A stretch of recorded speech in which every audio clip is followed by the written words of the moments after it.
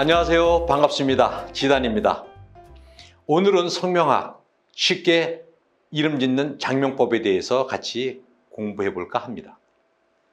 사랑하는 소중한 자녀나 지인에게 평생 부를 이름을 선물한다는 것은 엄청난 큰 의미가 있다고 볼 수 있습니다. 좋은 이름은 운명을 바꿀 수 있습니다. 이름 속에 건강과 재물, 명예의 운기가 살아 숨쉬기 때문입니다. 그럼 지금부터 성명에 대해서 침착하게 하나씩 공부해 보도록 하겠습니다. 성명학,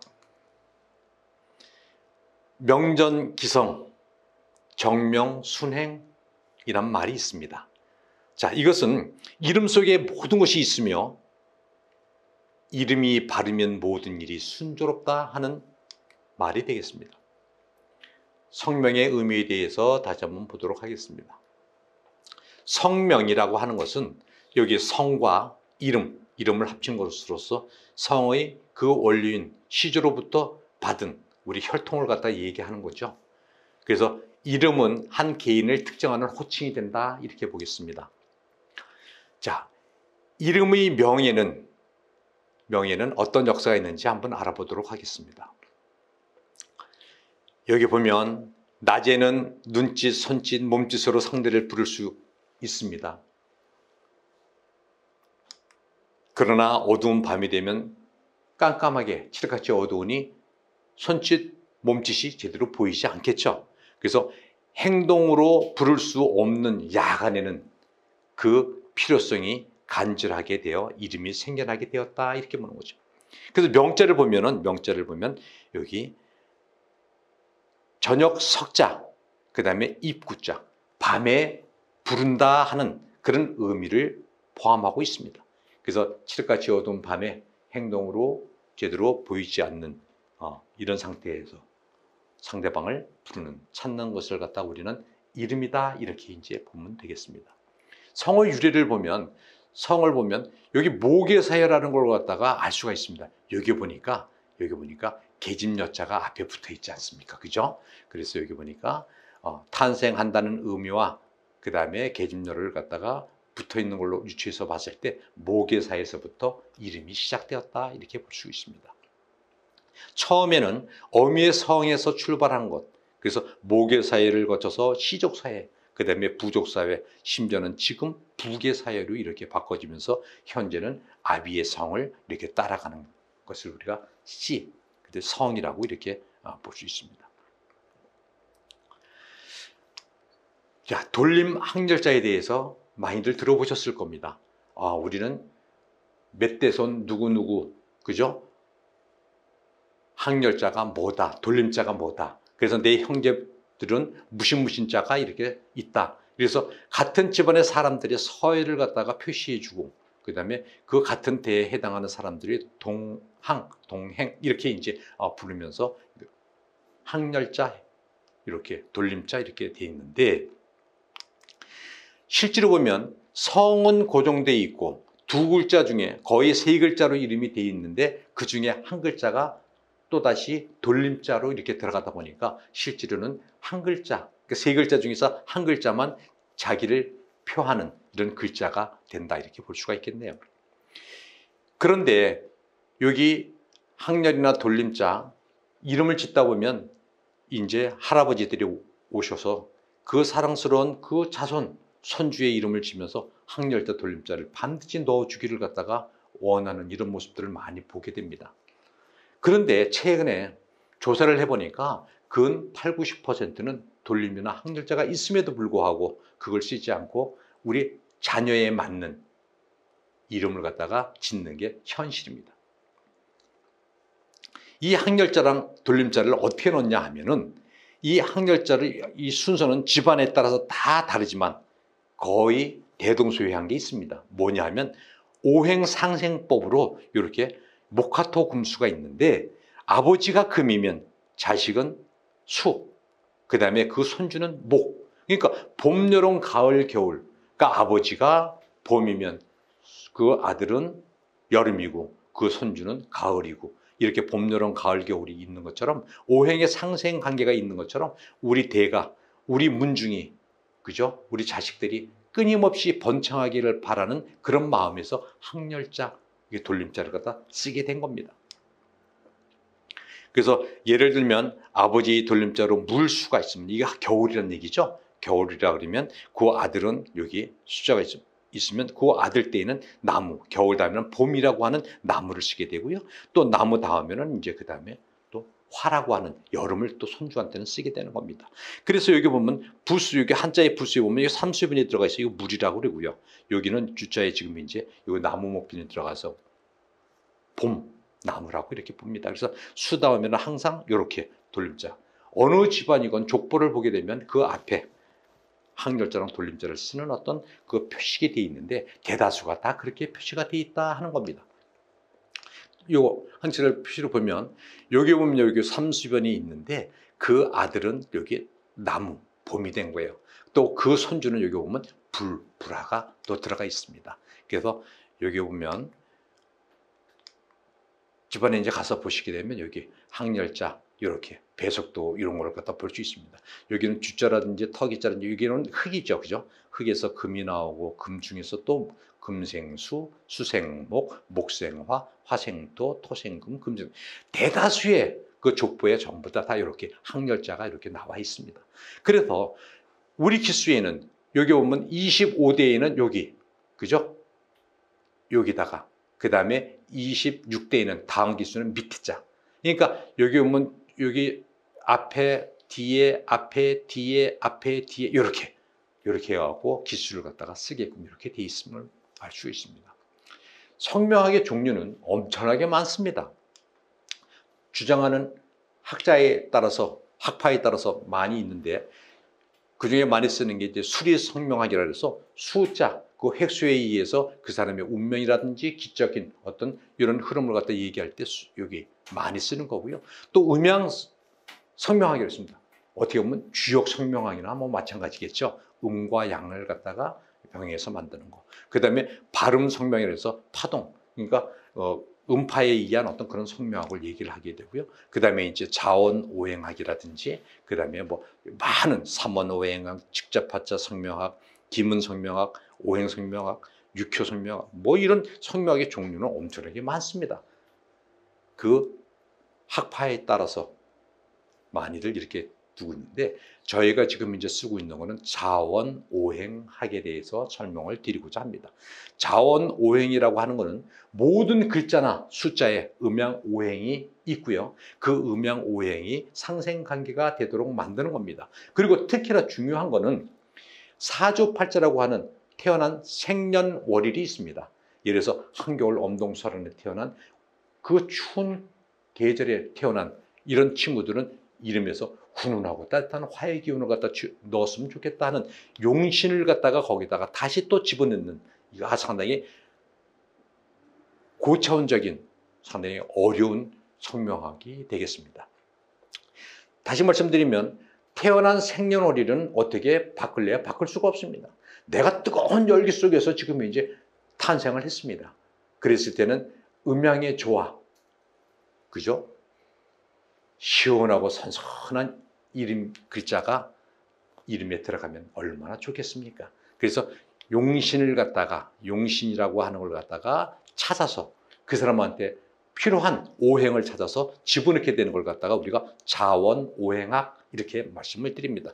그래서 저희들이 쓰고 있는, 저희 지단 문파에서 쓰고 있는 건 바로 자원 오행학을 기초로 해서 성명 이름을 짓는다 하는 겁니다.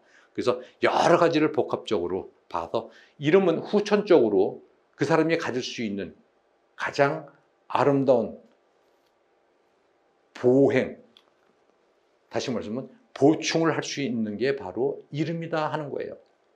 그래서 자기가 태어난 사주팔자는 바꿀 수가 없습니다. 그 사주팔자를 갖다가 나중에 보완해 줄 수 있는 것이 바로 우리 성명학이다. 이렇게 이제 후천적으로 그 친구를 갖다가 이렇게 상생 과정으로 만들 수 있는 거, 이게 바로 이름이다 하는 거 말씀을 드립니다. 그 이름 중에서 가장 중요한 거는 바로 여기 보면 에모토 박사라고 해서 일본의, 그죠? 대한 박사가 물은 답을 알고 있다. 그래서 여기 보면 상당히 그 물이라고 하는 아무것도 살아있는 생명체가 아님에도 불구하고 그 소리, 좋은 소리라든지 이렇게 따뜻한 걸 갖다가 이렇게 계속해서 훈훈하게 얘기를 하니까 그의 그 사진 촬영을 했을 때 엄청나게 깔끔하고 이쁜 모습으로 촬영되는 걸 갖다가 우리는 볼 수가 있었어요. 그래서 물은 답을 알고 있다고 하는 어떤 그런 데 보면 소리라든지 어떤 그 사람의 마음을 갖다 표현했을 때 생명체는 물론이고 무생물인 어떤 이런 것들도 거기에 반응을 하고 있더라 하는 걸 여기에 설명한 게 바로 그렇죠. 그래서 거기서 보면 소리 에너지, 소리에도 엄청나게 눈에는 보이지 않고 냄새도 없고 색깔도 없으면서도 그 소리에 의해서 그 많은 에너지가 전달이 되더라 하는 거예요. 우리가 흔히들 얘기를 합니다. 우리가 지나가고 있는데 나랑 전혀 상관이 없는데도 불구하고 교통사고로 그냥 팍 나면서 유리창이 깨지는 소리가 그냥 와장창 나면 나는 전혀 관계도 없는데도 불구하고 등골이 오싹해지는 모습을 갖다 많이 볼 수가 있습니다. 또 어디선가 사랑스러운 음악 소리, 멜로디가 들리면서 사랑합니다 고객님 얘기를 하게 되면 그냥 괜히 기분이 흐뭇해지는 이런 것도 볼 수가 있죠. 전혀 눈에도 보이지도 않고 냄새도 없고 색깔도 없는데도 불구하고 소리 자체에 엄청나게 에너지가 있다 그래서 발음 오행, 이 파동에 대해서 상당히 성명에서는 중요하게 본다 하는 걸 말씀을 드리면서 발음 오행에 대해서 한번 생각해 봅니다. 좋은 이름이라고 하는 것은 부르기가 편하고 현대적 감각이 있어야 된다. 세련되고 소리가 어감이 좋아야 한다. 뜻이 좋고 미래지향적이 된다. 뭐 여러 가지가 있습니다. 그리고 선천적인 사주팔자의 이름이 그죠? 후천적으로 해서 보완이 되었으면 더 좋겠다 하는 게 바로 자원오행이라고 말씀드렸습니다. 그 다음에 음양관계라든지 오행에 다 맞았으면 좋겠다 하는 거예요. 그 다음에 획수수리. 중요한 거는 지금 이제 발음이 좋고 음양이 맞고 오행이 맞고 이런 수리가 맞았을 때 요게 맞았을 때가 바로 우리가 자원오행 성명학의 가장 중요한 핵심 포인트입니다. 그 중에서 제일 첫 번째가 뭐라고요? 발음오행이죠. 발음오행. 발음오행이 엄청나게 중요하다. 발음오행을 마친다면 음양관계를 보고 그 다음에 오행을 맞춰서 획수 수리를 갖다 맞히는 게 바로 자원오행 성명학의 기본이다 하는 걸 볼 수 있습니다. 자, 그러면 장명법에 대해서 이제 하나씩 보도록 하겠습니다. 음영오행이라고 하는 것은 발음오행 가장 중요하다고 말씀을 드렸어요. 인간이 낼 수 있는 소리는 입안에 있는 5가지 기관에 의해서 소리가 형성이 되는데 소리 자체에도 음양 오행이 있다라고 말씀을 드렸습니다. 여기 보면 아음이라 그래갖고 기역이나 키역은 나무로 우리가 보고요. 그 다음에 혓소리라 그래갖고 설음, 여기는 화로 봅니다. 그래서 나다라타는 화의 기운이고요. 그 다음에 여기 보면 목금소리 후음이라 해서 이응이나 히읗은 토로 봅니다.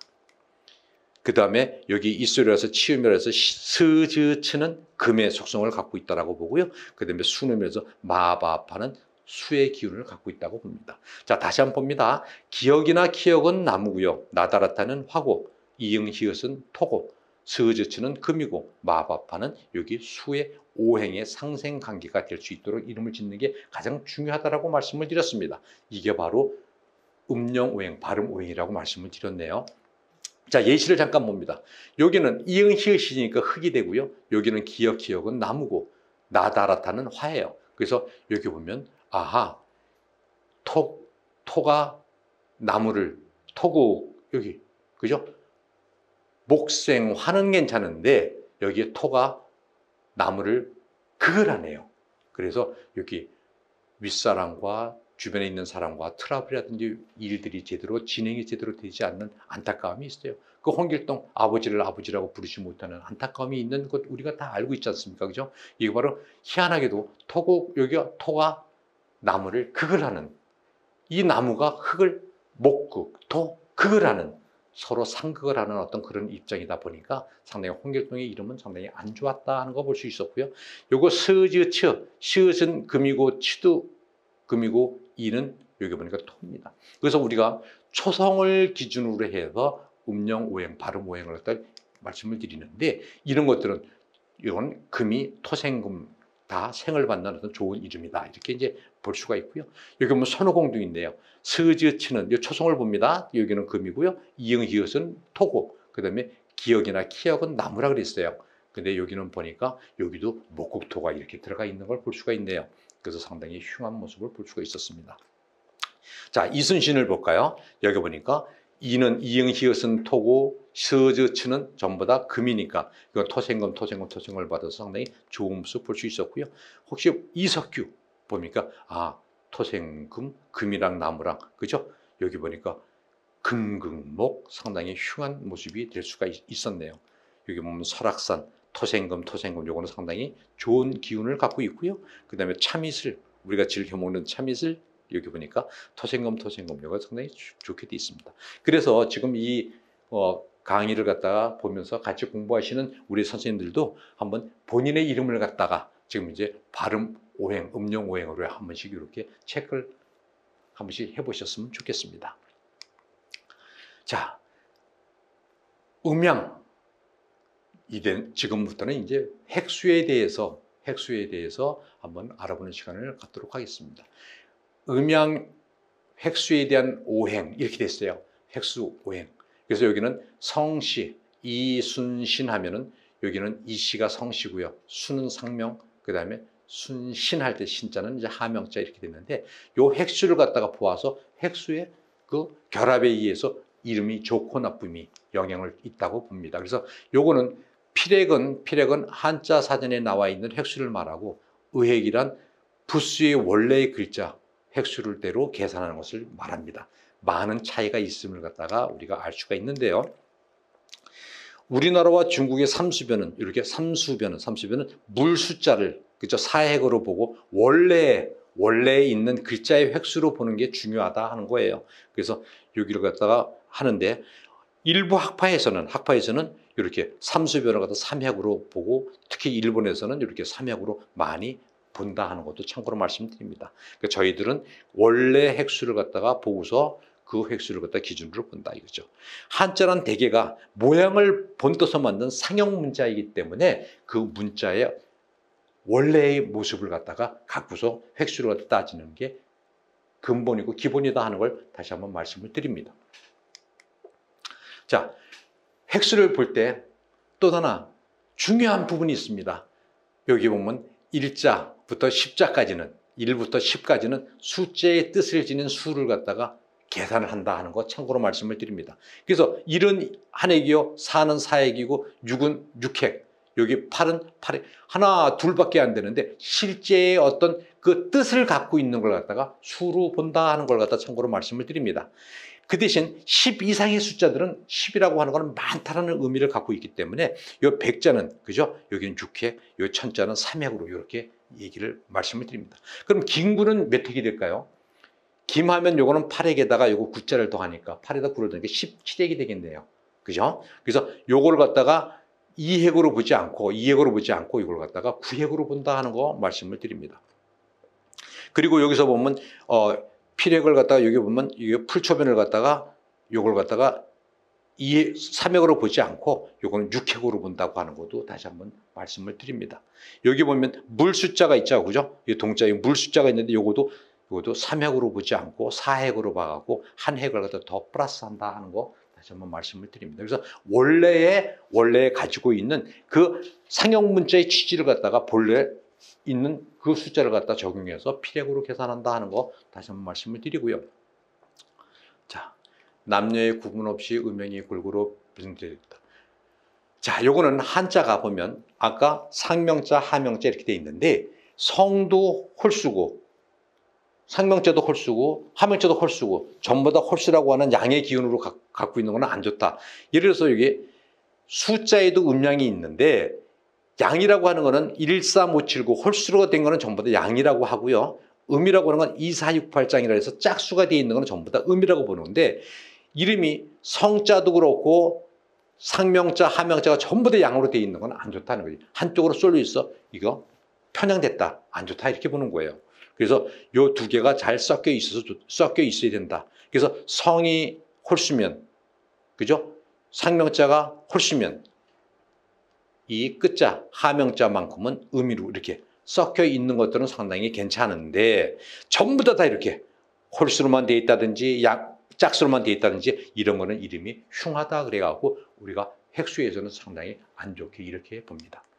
자, 우리 수리사격에 대해서는 다음 시간에 이어서 이렇게 말씀드리도록 하겠습니다. 시간이 너무 길어져서 갑갑하시고 또 지루하실까봐 또 자기 이름도 또 한 번씩 체크를 해보실 시간을 갖는 어떤 그런 시간으로 여기 수리세 합격 이어지는 강의는 다음 시간으로 이렇게 이월시키기로 하고요. 오늘은 여기까지 강의를 하도록 하겠습니다. 지금까지 시청해주신, 경청해주신 여러분께 진심으로 감사드리고요. 오늘 하루도 즐겁고 행복한 시간 되시기 바라겠습니다. 감사합니다.